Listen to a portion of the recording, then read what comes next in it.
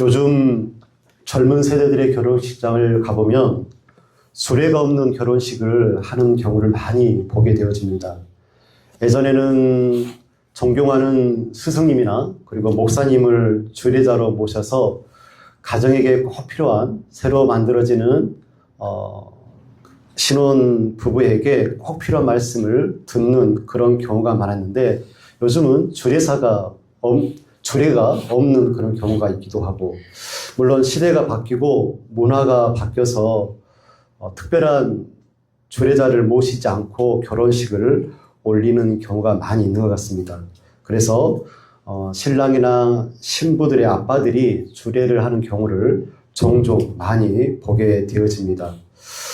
우리 성도님들이 만약에 사랑하는 자녀들 결혼식에 주례를 한다고 한다면 뭐라고 신랑 신부에게 말하고 싶으십니까?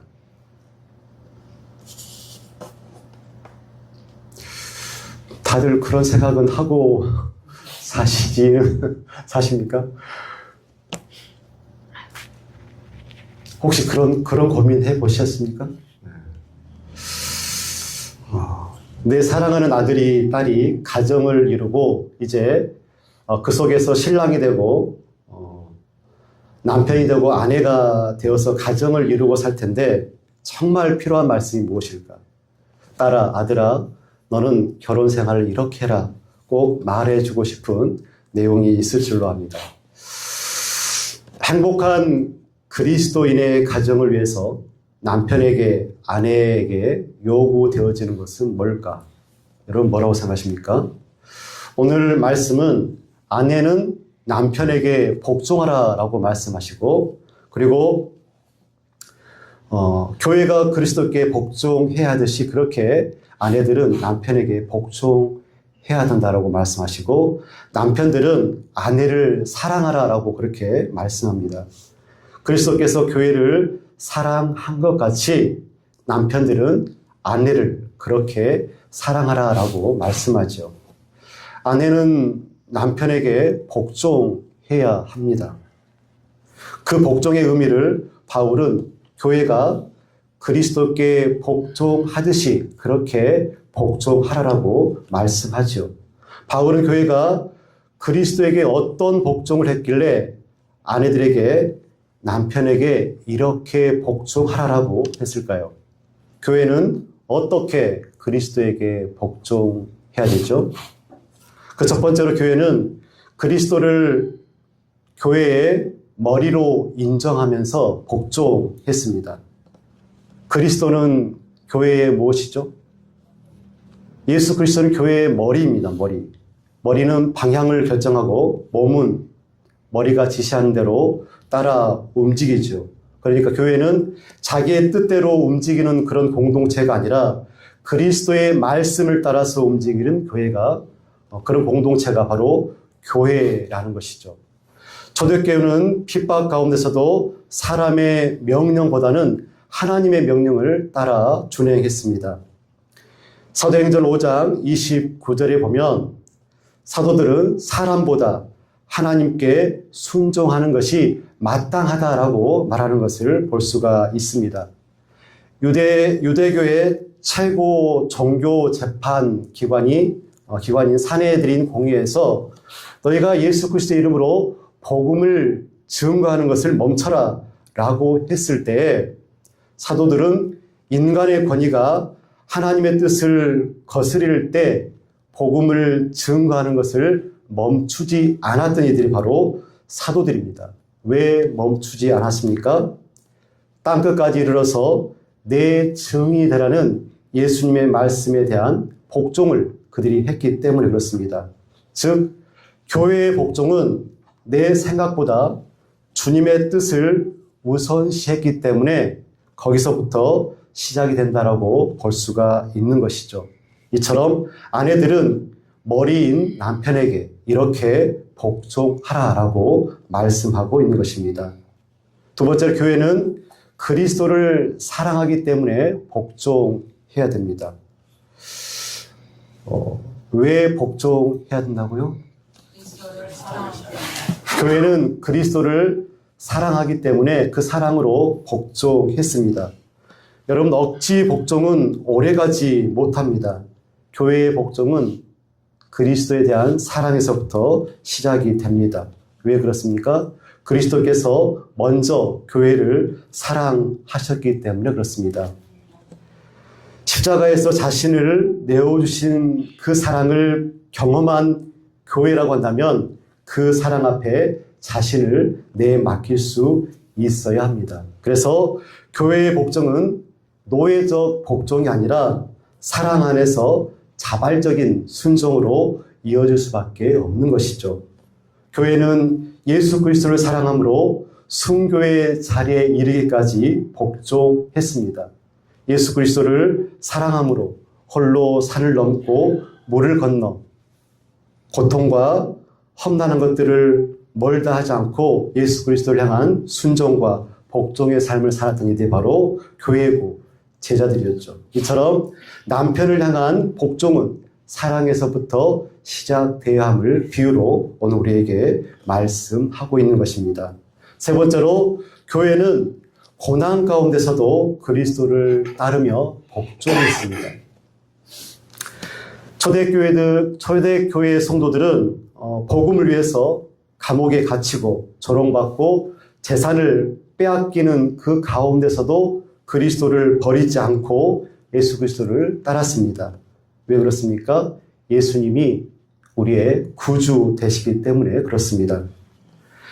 진짜 복종은 편할 때만 따르는 것이 복종입니까? 아니죠. 손해를 보더라도 내가 고난 가운데 거할지라도 주님을 바라보고 주님을 따라가는 것이 진짜 복종이라고 볼 수 있겠죠. 요즘처럼 이기주의가 팽배한 그런 시대에 무척 어려운 요구라고 볼 수 있습니다. 예수께서 십자가까지 지시는 그런 순종을 하셨듯이 교회도 자기 십자가를 지고 주님을 따랐습니다. 이와 같이 아내는 고난 가운데서도 남편에게 순종하라, 복종하라라고 말씀하시는 것이죠. 결국 에베소서 5장에서 말하는 교회가 그리스도께 하듯이 이런 표현은 머리 대신 주님을 인정하고 사랑으로 순종하고 말씀으로 자신을 깨끗하게 하고 끝까지 주님을 따르는 삶, 이것이 교회의 복종이고 아내가 지향해야 할 복종임을 오늘 사도 바울은 우리에게 말씀하고 있습니다. 혹시 여러분이 사시는 거실에 TV 리모컨이 2개인 가정이 있습니까? 없죠. 리모컨이 2개면 반드시 싸움이 납니다. 아내분들은 드라마를 켤 것이고 남편분들은 스포츠를 틀려고 하기 때문에 싸움이 날 수밖에 없죠. 머리가 2개인 몸을 가진 사람을 본 적이 있습니까? 없죠. 오늘 예배 끝나고 가셔서 우리 여자 성도님들은 남편에게 리모컨을 양보해 주시길 바랍니다. 오늘 23절 말씀에 보면 이는 남편이 아내의 머리대민이라고 말씀하죠. 무슨 말씀입니까? 인정해 주라는 겁니다. 남편을 머리로 인정하라는 것이죠. 남자는 어떤 존재라고 생각하십니까, 여러분? 남자는 인정을 받고 싶어하는 존재가 남자인 것 같습니다. 남자이죠. 하나님께서 그렇게 만들어 놓으신 것 같습니다. 아내가 남편을 멋진 남편으로 세울 수 있는 가장 확실하고 쉬운 방법, 그것은 남편을 머리로 인정해 주는 것입니다. 무엇을 잘해도 무엇을 잘 못해도 인정해 주는 것입니다. 여보, 당신이 최고예요. 당신은 뭐든지 다 잘하는 것 같아요. 근데 여보, 날 위해서 이것은 이렇게 해주면 안 될까요? 이렇게 말하시는 성도님들이시죠? 이렇게 말을 해주면 최고로 멋진 남편이 될 것입니다. 이런 말과 태도가 오늘 성경 본문과 그 맥을 같이 합니다. 사랑하는 성도 여러분, 사랑하는 여자 성도 여러분, 남편에게 복종하십시오. 남편을 머리로 인정하시기를 바랍니다. 아내들은 왜 남편에게 복종해야 한다고 오늘 우리에게 성경은 말씀하고 있을까요? 남편이 아내의 머리 되기 때문에 그렇습니다. 여러분, 재미있는 상상 한번 해볼까요? 23절 말씀을 이렇게 우리가 한번 상상해서 읽어봅시다. 아내가 남편의 머리대미니, 이렇게 읽고 적용해 본다고 했을 때 어떨까요? 우리 여자 성도님들 찬성하십니까? 그런 세상에서 살고 싶습니까? 어찌되었든 제가 뒤를 돌아보면 지식과 지혜 부분에 있어서 여자분들이 남편보다 좀 더 나을 때도 있는 것 같습니다. 그리고 영성 부분에 있어서도 여자분들이 영적으로 더 민감한 부분들이 더 많습니다. 그래서 그렇게 아내가 남편의 머리가 되면 어떨까라고 생각해 볼 수도 있습니다. 그런데 창조의 신비가 있습니다. 하나님은 인간을 창조하실 때 아담과 하와를 창조하셨습니다. 하나님은 왜 남자인 아담과 하와를 창조하셨을까요? 아담과 아담을 창조하지 아니하시고 하와와 하와를 창조하지 아니하시고 아담과 하와를 만드시고 남편으로 아내로 삼으셨을까요? 그리고 남편을 여자의 머리로 세우셨을까요? 이것이 창조의 신비라고 느껴집니다. 하나님은 왜 하와가 아닌 아담을 통해서 동물들의 이름을 짓게 하셨을까요? 하나님은 왜 미리암이 아닌 모세를 통하여서 출애굽의 역사를 이루셨을까? 그리고 예수님은 왜 12제자를 부르셨을 때 모두 남자로만 부르셨을까? 비록 2000년 전의 상황이고 사회와 문화와 종교적인 여러 상황이 있다 하실지라도 예수님께서는 적어도 12제자를 부르실 때 남자도 부르시고 한둘 정도는 여성을 뽑아서 제자로 삼으실 수 있을 것 같은데 예수님께서도 12제자를 다 남자로 구성하신 것을 볼 수가 있습니다. 어떻게 예수님마저 그러실 수 있습니까? 라고 물으실 수 있죠. 하지만 이 생각은 예수님께 물어보시고, 다만 바울이 말한 남편이 아내의 머리됨은 기능적인 개념, 그러니까 기능적인 개념을 넘어서 그리스도께서 교회의 머리 되심에 대한 하나님의 질서에 그 무게를 두고 있음을 우리가 이해할 필요가 있습니다. 기능을 넘어서 하나님의 질서를 확립하는데 그 무게를 두고 우리가 이해를 했으면 좋겠습니다. 인간의 뇌가 다른 장기나 지체보다 더 우월할까요, 여러분? 인간의 뇌가 다른 지체보다 우월할까? 뇌는 뇌의 기능을 할 뿐이고, 그리고 손과 발은 그 기능을 할 뿐이고, 그리고 심장은 심장의 기능을 할 뿐입니다. 아무리 뇌가 똑똑하다고 할지라도, 그래서 음식을 섭취해야 될 당위성을 100가지를 지시한다고 할지라도 손이 음식을 들어서 입에 가져가지 아니하면 모든 게 그만인 것이죠. 머리됨은 우월이 아닌 기능과 관계, 질서의 의미로 우리가 꼭 기억해야 되겠습니다. 머리 대신 예수님이 왜 제자의 발을 씻기셨는지, 머리 대신 예수 그리스도께서 왜 십자가를 지셔야만 했는지를 우리가 생각해야 한다는 것이죠. 그럼 복종이라는 의미가 어떤 의미일까요, 여러분? 복종이라는 헬라어 의미를 보면 아래에 라는 그런 단어와 질서 있게 두다 또는 배열하다 라는 그런 단어의 의미를 결합해 놓은 단어가 바로 복종입니다. 그러니까 질서 아래에 자신을 두다, 질서 안으로 들어가다 라는 그런 의미인 것이죠. 아내는 남편에게 복종하고, 군대에서는 일반 병은 지휘자들에게 복종하고, 학생은 선생님에게 복종해야 합니다. 왜 그럴까요? 질서와 목적 때문에 그렇습니다. 군대에서 중대장이 돌격 앞으로 했을 때 사병이 아니요, 내가 왜 돌격을 합니까? 라고 말하는 것은 옳지 않죠. 돌격 앞으로 했을 때 죽음을 무릅쓰고라도 앞으로 나아가 돌격을 해야 합니다. 고지를 점령해야 하기 때문에 그렇죠.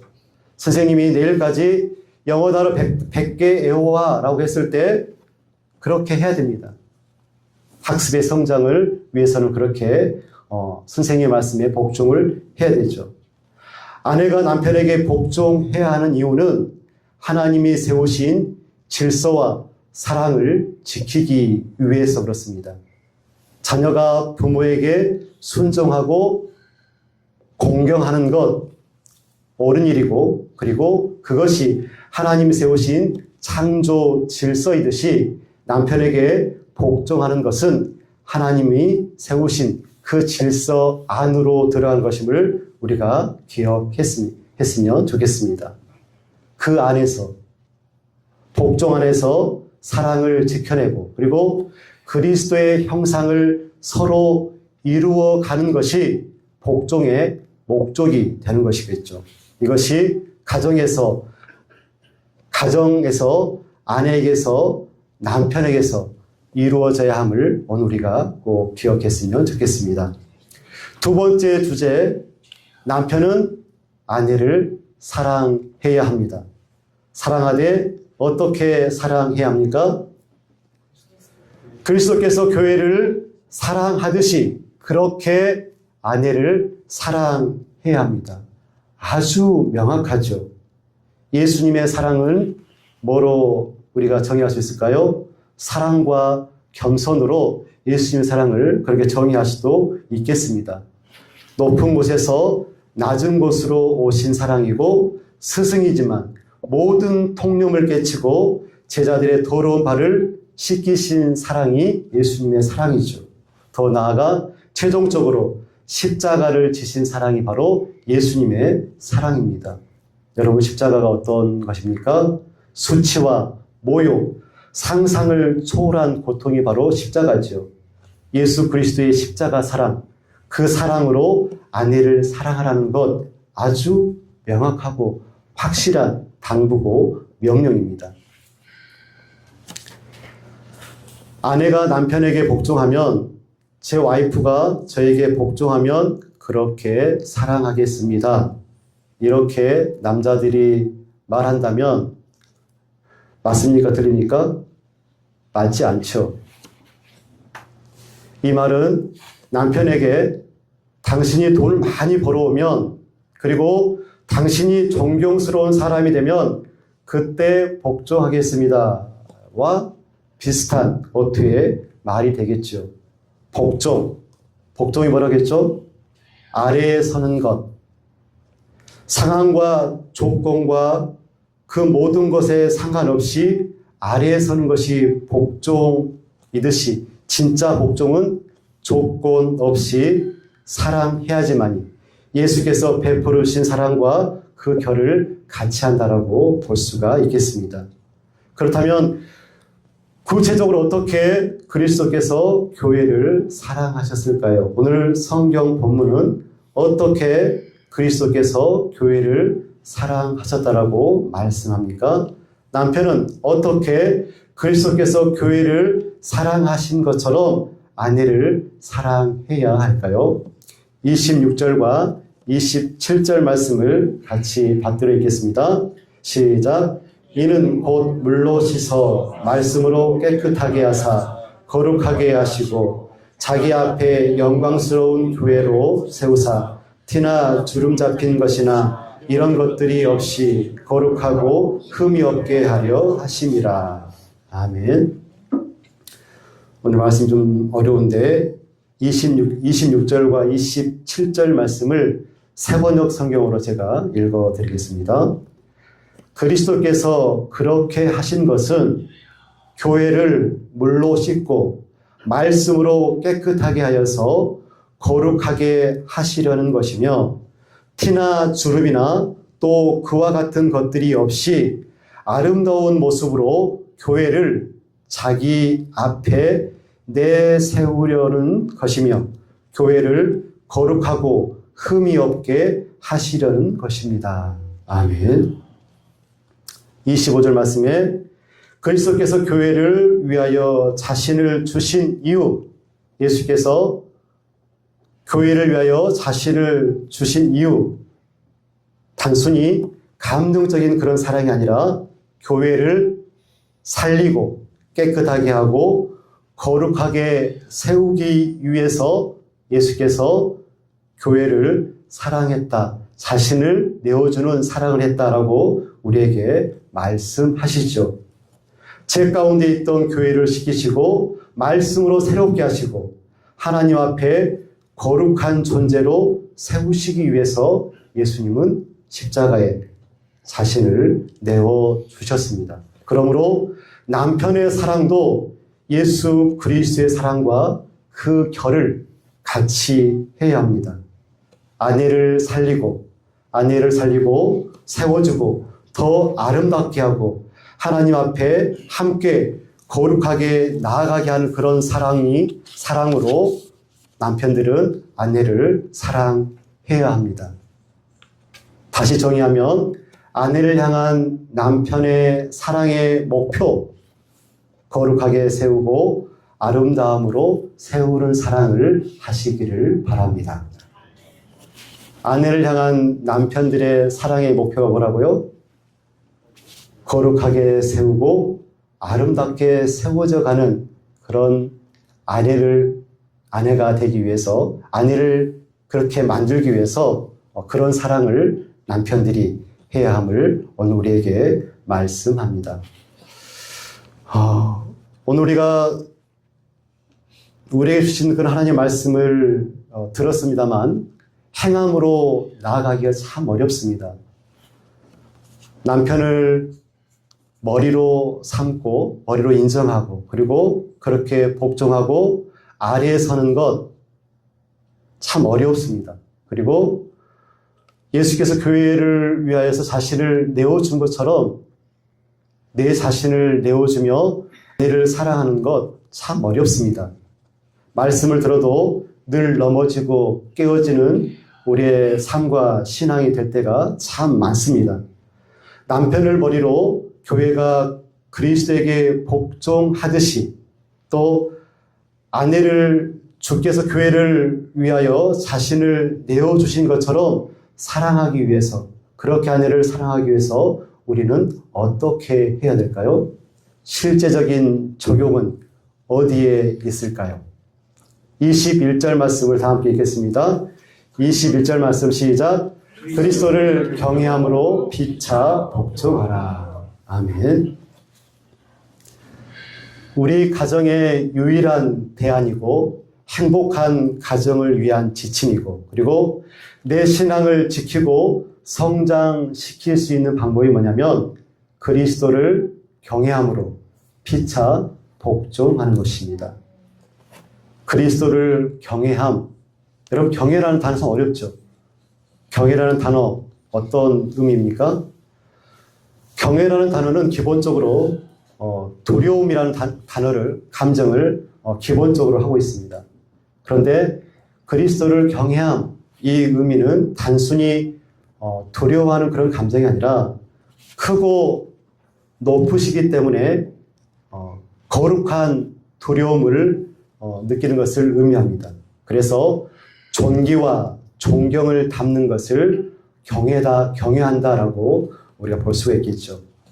예수님을 가장 높이고 그분을 중심에 두는 마음을 그리스도를 경외함이라고 쉽게 정의할 수 있겠습니다. 예수님을 가장 높이고 그분을 우리 마음 중심에 두는 것을 의미하는 것이겠죠. 형들에게 요셉이 버림받는 그런 억울한 일을 참 당했습니다. 요셉은 자기 분노대로 살지 않았죠. 그래서 형들을 만났을 때 분노하고 복수하기보다는 하나님의 뜻을 먼저 바라보았죠. 이처럼 그리스도를 경외함은 하나님을 의식하며 살아가는 마음, 그런 믿음이 바로 경외함이라고 볼 수 있습니다. 잠언 31장에는 현숙한 여인에 대해서 말씀하고 있죠. 하나님을 경외하며 지혜와 사랑과 진실함으로 가정과 공동체를 세우는 사람을 현숙한 여인이라고 규정합니다. 그런데 31장 마지막 부분에 보면 핵심 구절이 있습니다. 여호와를 경외하는 여자는 칭찬을 받을 것이라. 즉 현숙함의 중심에는 하나님 경외함이 있다라고 말씀하고 있죠. 그리스도를 경외하는 믿음으로 남편에게 복종할 수 있고 또 그리스도를 경외하는 믿음이 있어야지만이 아내를 사랑할 수 있다라고 우리에게 말씀합니다. 그 경외함이 있어야지만이 피차 복종하고 피차 아래에 설 수 있음을 우리가 꼭 기억했으면 좋겠습니다. 그러면 서두에 드렸던 질문 답이 좀 내려졌습니까? 그리스도인으로서 아름다운 가정을 이루기 위해서 남편과 아내가 해야 될 일이 무엇일까? 결혼해서 남편과 아내가 될 자녀에게 기본적으로 여러분들이 해줘야 될 말씀은 어떤 말씀입니까? 아무리 시대가 바뀌고 문화가 바뀐다고 할지라도 하나님이 말씀하시는 기능적이고 상징적인 하나님의 질서는 남편을 머리로 존중하며 아래에 서는 것임을 우리가 기억하고 이 말씀을 꼭 자녀들에게 해줬으면 좋겠습니다. 남편은 그리스도께서 교회를 위해 자신을 내어주는 사랑을 해야 합니다. 아내가 존귀하고 아름답고 거룩하게 설 수 있도록 돕는 사랑을 했으면 좋겠습니다. 그 기초가 그리스도를 경외함입니다.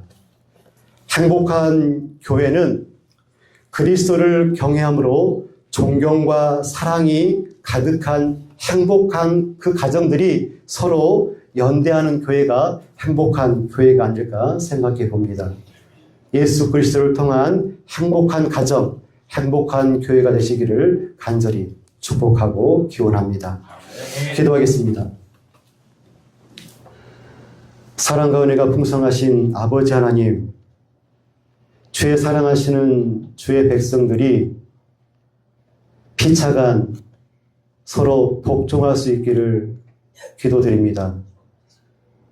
아내들은 남편을 머리로 여기게 하시고 교회가 그리스도 주 예수 그리스도를 복종하였듯이 그렇게 복종하며 아래에 설 수 있도록 하나님 힘과 능력을 더하여 주시기를 간절히 소원합니다. 우리 남편들에게는 아내를 더욱더 뜨겁게 사랑할 수 있도록 하나님 도와주옵소서. 예수 그리스도께서 교회를 위하여 자신을 내어준 것처럼 그렇게 사랑하여 준 것처럼 우리 남편들도 아내를 예수 그리스도의 사랑으로 그렇게 사랑하며 살아갈 수 있도록 도와주시고 이런 예수 그리스도를 경외하는 그 믿음 가운데 주의 사랑하시는 주의 가정들이 행복한 가정이 되게 하시고 행복한 교회를 이루며 주의 뜻을 날마다 이루어가는 복된 가정, 복된 교회가 되시도록 하나님 은혜를 베풀어 주옵소서. 예수님의 이름으로 기도드리옵나이다. 아멘. 찬송가 300